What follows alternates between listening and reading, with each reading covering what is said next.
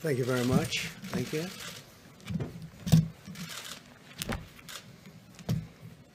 Good evening. I'd like to provide the American people with an update on our efforts to protect the integrity of our very important 2020 election. If you count the legal votes, I easily win. If you count the illegal votes, they can try to steal the election from us. If you count the votes that came in late, we're looking at them very strongly, but a lot of votes came in late.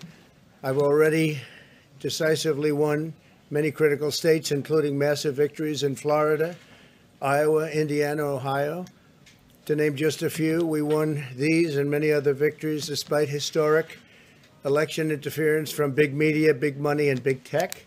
As everybody saw, we won by historic numbers.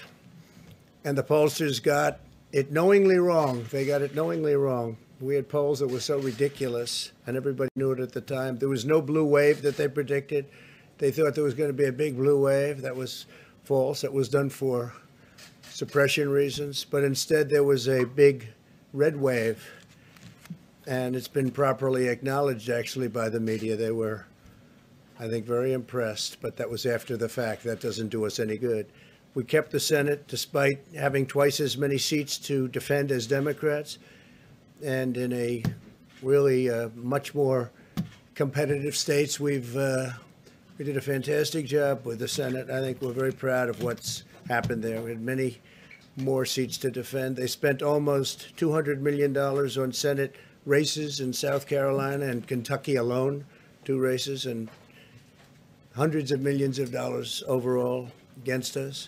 At the national level, our opponents' major donors were Wall Street bankers and special interests. Our major donors were police officers, farmers, everyday citizens. Yet for the first time ever, we lost 0 races in the House.